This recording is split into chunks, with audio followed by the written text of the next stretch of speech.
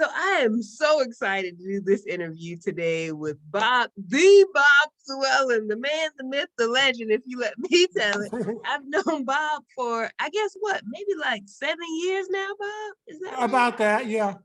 About 7 years now. Yeah. We got involved in some work to fight against injustice, which, I can go on and on about that. But anyway, we got involved together with that. And we've just stayed in contact since then. So when he was telling me about this book that he is writing or that he wrote, I said, Bob, we got to do an interview. I got a chance to look at the draft. And I was like, I got to read the rest of this book. So once it was published, I bought 2 copies because I needed to have one to give away. So I hope that you enjoy hearing about this book and that you'll get your own copy. But Bob, let's just dive right in. So tell us about the title of the book and what that title means. Okay, the title of the book, I have it right here, is Notes from This Side of the Grave. It might sound like a strange title, but the way I came up with that title is this. When I went through the situation that started the book or created the book, one of the things that I realized is that we do things, have interactions with people all our lives. And a lot of times we leave business undone. Mm. Well, once you die, the grave comes between you and that person. So now you've possibly created a generational thing. Mm. So you want to take care on this side of the grave. Mm. Now, why did I choose that? Well, the story of the book starts with a story where I had some health problems. I had been fighting them for about a year. Mm. At the end of that year, after surgery and everything, I was given a clean bill of health at 4 o'clock in the afternoon on Friday, August the 13th. So at 7 o'clock that same evening, I was in the emergency room. At 11 o'clock, I had been transferred to urgent care. At 1:30, I was dead. I was dead for 12 minutes. During that 12 minutes, Mm. is when the Lord gave me this book. We covered a lot more than what's in this book. In fact, there's another book, don't tell anybody. There's another book about to come out. But and during this 12-minute conversation, for anybody that's thinking, I didn't see any angels, I didn't talk to Jesus, I didn't see nobody tell me to walk into the light, come into the light. Nobody told me that. None of that. But I do know there was a presence there. Mm. And I recognized the presence. I knew who it was. Mm. And it was not, I wasn't afraid because I just understood that this was not the judgment. Mm. So in my mind, I knew there's some kind of way I was going to come back to the earth. I didn't know how, because I knew the last thing I said to the nurse was, please help me. And I remember thinking, what is my wife Deborah going to do? And then everything went pink and then it went black. Mm. So he took me, the Lord took me on a journey through my life.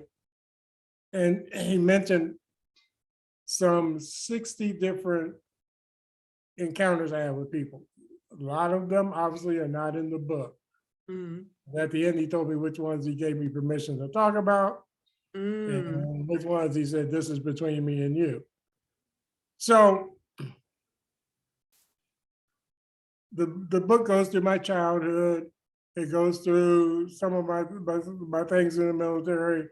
It goes through your favorite chapter, wives, girlfriends, and babies' mamas. That's my chapter. It goes through a lot of things, but what he showed me was, until I confronted these things, I don't care that I had come to know Jesus and I had turned my life around, and there were still open ends. Mm. And so that's what the book is about. So I had to write notes to people who weren't here but I also wrote notes that to this day, people tell me that they cherish that that created a reconciliation. So that's the whole point of the book was to show what happens if you don't confront things, as our bishop says, what you won't confront, you cannot change. He's Mm. absolutely right. But Bob, I have to ask you though, because I've heard you share this before, and I'm really curious because, okay, so God, inspires you to write this book, but I feel like a lot of times people would be hesitant to go ahead and do it. What really inspired you to just get this done? oh, I left that part out, didn't I? So I get out of the hospital and I go to church Yeah. that next Sunday. In fact, you sat behind us in church that day. And, it was a very emotional service, whereas there was a point in time that had happened less than 2 weeks previous that I didn't know if I was ever going to get to go back to church. Mm. But so I'm like most people. I procrastinated. I would think about it. I'd think about it and say, no, I watch that book, but the game is on. Mm. Or there's this, there's that. I really need to do that. So one day, I was in prayer, and unlike y'all really holy people, the Lord speaks to me in English. I don't know. I feel jet. I don't get any these or thous, excuse me, anything like that. And he looked down from the throne at me and said, "Where's my book?" And I looked at the calendar, and it had been almost 2 years. Mm. Uh, And I said, "See, what had happened was I was ready to do your book, Lord. but then this happened." And you just said it again. Where's my book? So I was in November. By the following August, I went from, I got some little notes in November to August. It was on the shelf. So no, I did like most people. He told me to do something. I go, "Is that you, Lord?" Yeah. I knew it was him, but we get, we just be, as you say, acting up sometimes. Well, I'm glad that you got yourself together and listened to the Lord, because that book, oh my goodness, every time that I've read through it and reread certain chapters, I find it to be very inspiring. But let me get to let's continue. Let me get to our next question, because as you mentioned, the book is really set up as a collection of stories and letters to people who God showed you that you should write these letters to. But which letter was the hardest to write? The hardest was to my son Sean. Hmm. The reason that was hardest is because him and me and his mother didn't get along. I got another girlfriend. She was wound up getting married. We got to drift apart, and I did not take care of my responsibility to him. So I just talked to him 3 days ago. Okay. So at the time the book was written, I had already reached out. We had already started talking and fix that. Mm-hmm. But he told me 3 days ago, he says, "I understand why you did what you did," which brought tears to my eyes. He said, "I was out there in them streets like you was talking about, and I almost did the same thing, but then I got a hold of your book. And when I read your book, I understood that that was not the thing to do." So he's hanging in there in his merit. So Wow, that that is quite a was the story. hardest because that was what I felt worst about. It was it went against everything I was raised to do. I see. So I'd been in the church. I had a strong father figure. I had a mother figure. We had a family. It was family do or die, and I failed that standard out of avoidance. I almost say cowardice, but it's avoidance. Black men especially avoid confrontation because we don't understand that what confrontation is. Confrontation will change a situation. You don't like the situation between you and your wife, the only way to change it is to confront it. But what we do is, we go and maybe talk to the fellows at work, or go and stand in the back of the church and, oh, can you pay for me, brother? Because she crazy. So it wasn't that I didn't, that I couldn't, is that I didn't, is what I'm trying to say. So I learned a lot of things on the way from there in the late 70s to the time I wrote the book. I tell another story about me and Deborah. And when we first got married, I prayed, Lord, I was like, Adam, this woman you gave me, she acting up. She won't do this. Supposed to obey. I said, you can't get drunk on the stage and you ask her what do you know about the Bible? First thing you're gonna say, woman got to obey. But what is this? I'm this person. So again, he comes to me, he always waking me up at 3 o'clock in the morning. I'm gonna talk to him about that one of these days where I can hide behind something that you can't see through. But anyway. Right. It's true. That means never. But anyway.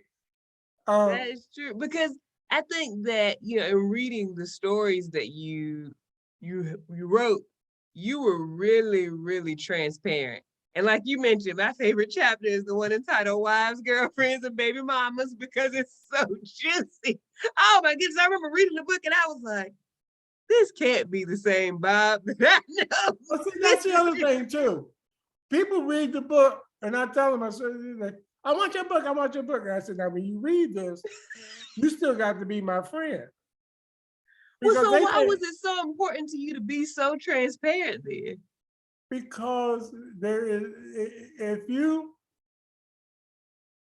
want to tell the undiluted truth, it has to be as clear as water. True. See, people say, there's my truth. I want you. As soon as somebody says to me, I want you to understand my truth. Okay, right. Well, it's your truth, then that means it's a lie. Because there is the truth. And that's it. See, when you get the article, that means there's only one. So it's not my truth, your truth. The truth is, and the other thing is, you have to get to know the truth. Everybody quotes the Bible verse, they misquote it. The truth will set you free. That is not what that Bible verse says. Go read it. What it says is, you shall know the truth. Right. And the truth, what truth? The truth is the truth that you know will set you free. That's what it says. No, that's so you let me finish my other story either. So when God came to me about Deborah, I forgot you'll get a kick out of it. Oh, there was more to it? Yeah, I made my complaint. He stood there and listened. And you know what he said to me? What? She didn't act like that when I had her. Oh, and that's the end of the conversation. God is like famous for like mic drops, which is like just say something and just walk away. It's like, well, okay, I guess I asked the question and that was your answer. But going back to something else, because I know you, and you had shared with me some of the meaningful experiences that have happened after the book, like the one you just shared about with your son. But I guess what has been one of the most meaningful experiences or results that you've been a part of since writing the book? So one evening, my brother, my youngest brother, we stay in contact, but we're not really that close. So he called me, which I thought was strange, and he says, there's a Fluellen family page on Facebook, and there's this young woman that is trying to contact you. She says she was born in Alamogordo, New Mexico. Ooh, because I read the book. I'm like, oh. So I said, okay. What's happening in New Mexico? So we get a hold of each other, and she says, I think you know my mother. I said, well, who's your mother? So my mother was born in Tucson, Arizona, and she starts to describe this person. I said, well, what was her name? She said, Lily. Mhm. And I said, Billy Mae Fluellen? She said, yeah. I said, that's my ex-wife. I said, now how can she be your mother? Uh-huh. She said, well, actually, she adopted me when my real mother died. Who was Ooh. your real mother? Janice Fluellen.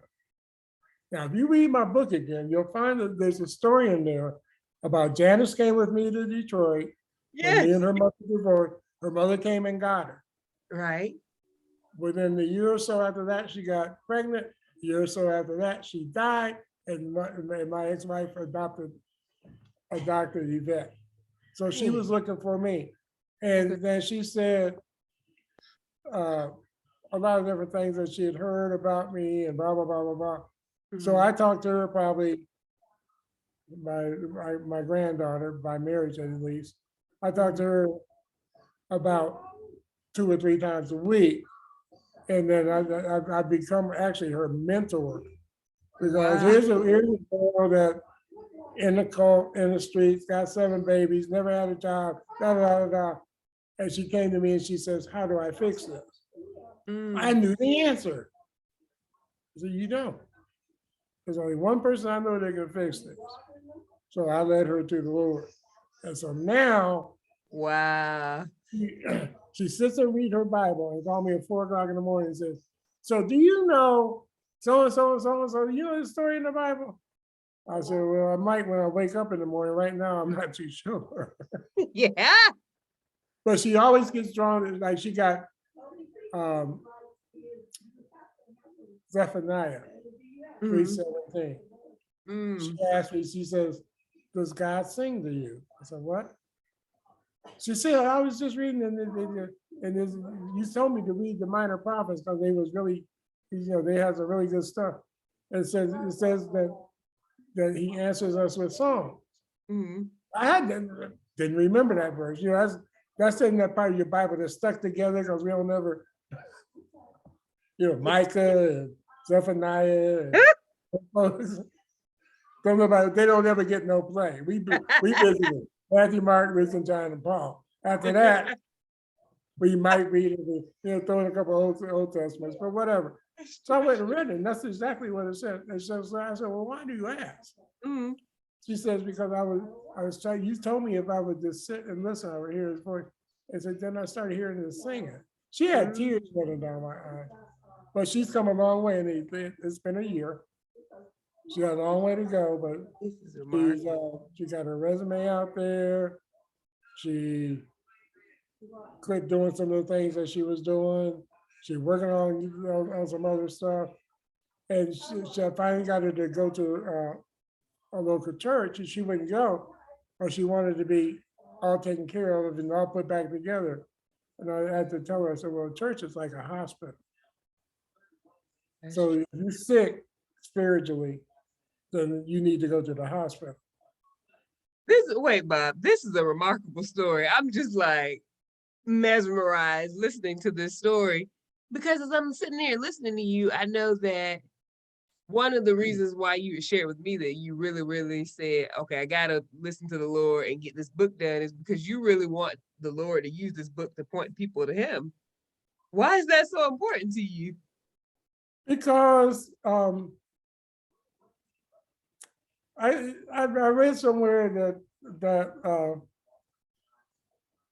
to whom much is forgiven, Mm, much is owed, basically. mm, And I just feel like it would be awfully selfish of me to come from where I come from.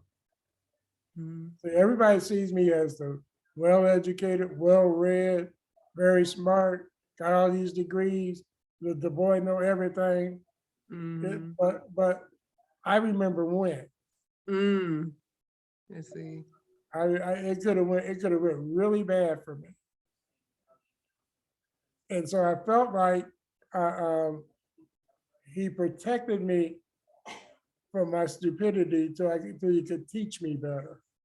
Mm. And then, and then when the Lord has a history of using really messed up people to do stuff. My favorite person in the Bible, my hero in the Bible is Peter. You want to know why? Why? Peter went to church with a knife in his pocket, went to sleep during the service. The Lord Jesus Christ himself woke him up. He didn't care. He went back to sleep, got out, got into a fight with the police, cut off one of their ears, and then went down to the police station and cussed everybody out. That's look my at your hood recaps. You always be talking about my hood recaps in the Bible. That's my dude. Listen, Bob, I know we can sit and talk all for hours and hours and hours. Because we do. We have done that. But we gotta let the people go. But you gotta tell them because, oh my goodness, like you said, this was just a small part of your story. There's so many other things we could have talked about. And please go get this book. It will bless your socks off, I'm telling you. But Bob, tell people how they can get a copy of the book. There's several ways. Anywhere that you buy your books, you can find it. The best places to get it is from Amazon, of course. Amazon is the best place to get just about anything. Barnes and Noble, Ex Libris, which is the publisher of the book. That's spelled XLIBRIS. Their website is www.exlibris.com. You can put my cell number in your if they want to call me. I'll put all those details in the description box of the video. Yeah, but I actually saw it on the shelf at Barnes and Nobles here in Columbus, and that brought tears to my eyes too. That's exciting. Yeah, I mean, there's some good. I'll tell you after we wrap up here, but there's still some things going on with this book. I just got off a phone call. There's a couple of companies that want to buy the movie rights to this book. So, they should listen. They should. I'm so excited. I will watch it. They gotta do better than they talking, but we're getting there. It's preliminary. I am so excited. I almost jumped out of my chair. I had to remember that I was on Zoom. But so wherever you buy your books, you can also get what's the Kindle version. Okay. That's only like $2.99 on Amazon. I forget that because I don't use Kindle. So I got this advertisement for them. This is a copy of your advertisement. Oh, that's right. I do have it on Kindle. But you can get it from the Library of Congress. I put that in. So yeah, please buy it. If you can't buy it, call me. I'll send you a copy. But I didn't write it to make money. I have made money off the book. I'm not going to say that and tell I didn't. But it's so way better than I thought it would. I had books selling in Australia within 3 days, and it showed. And I didn't know I got that. It's an incredible book. Oh my goodness. I couldn't put it down because it's not a really long book and you just get so drawn in reading the stories like, well, I got to know what happens next and what else happened. Yeah, oh my goodness. So yes, please support the book. Definitely check out the description box for all those different ways that you can get your copy of the book and even contact the author. But we're going to check out some other books and things on this channel as well, but I had to make sure I talked to Bob Fluellen. So thanks again, Bob. And we'll let the people go. All right. You have a good evening. Thanks, you too.